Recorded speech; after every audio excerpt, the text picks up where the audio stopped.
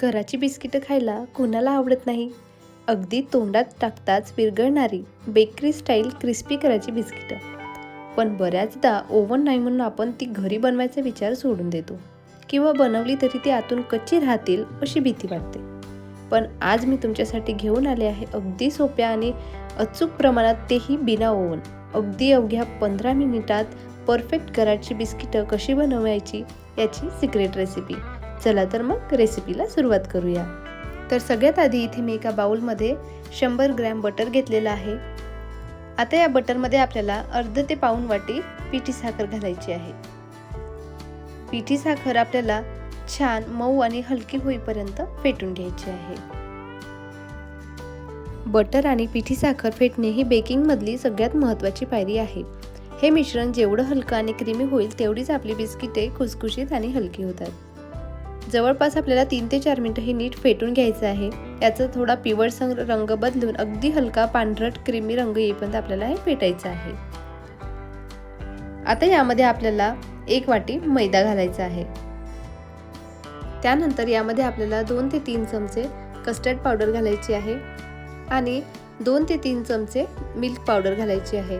त्यानंतर चिमूटभर वेलची घालायची आहे आणि त्यानंतर ड्रायफ्रूट्सचे तुकडे घालायचे आहे. कुठलेही ड्रायफ्रूट्स घेऊ शकता. इथे मी काजूचे काप घेतलेले आहे.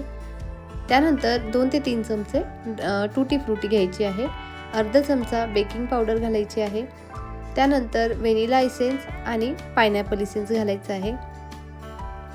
आता हे सगळं आपल्याला छान मिक्स करून घ्यायचं आहे.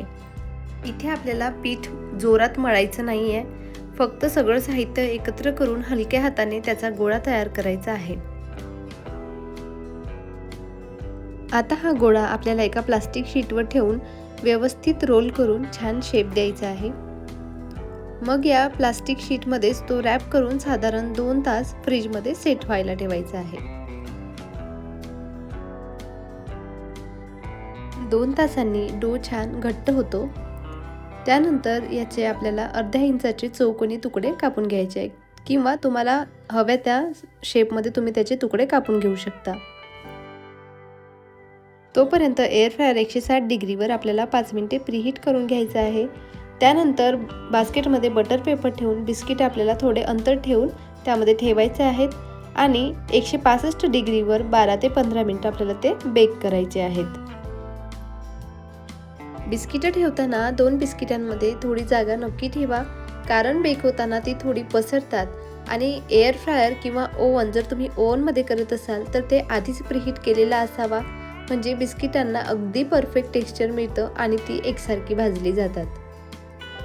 जर तुम्ही हे ओव्हनमध्ये बनवत असाल तर 180 डिग्री सेल्सिअसवर 15 ते 18 मिनिटं बेक करा आणि एअर फ्रायर असेल तर त्यामध्ये आपल्याला 150 डिग्रीवर 12 ते 15 मिनिटं पुरेशी असतात. आणि आपली घराची बिस्किटं किती मस्त बेक झाले तुम्ही बघू शकता. अगदी perfect bakery style golden colour आलाय आणि घरात सुद्धा याचा खूप सुगंध पसरलाय. तोंडात टाकताच अगदी विरघळतात आणि बटर, कस्टर्ड पावडर व ड्रायफ्रूट्सचा स्वाद अप्रतिम लागतो. ही सोपी आणि अचूक रेसिपी तुम्ही घरी नक्की ट्राय करा आणि तुमची बिस्किटे कशी झाली हे मला कमेंट करून नक्की सांगा. अशाच नवनवीन सोप्या आणि परफेक्ट रेसिपीज पाहण्यासाठी आपल्या चॅनलला नक्की लाईक करा, शेअर करा आणि सबस्क्राईब करायला विसरू नका. तर पुन्हा भेटूया अशाच एका मस्त रेसिपीसोबत. तोपर्यंत धन्यवाद.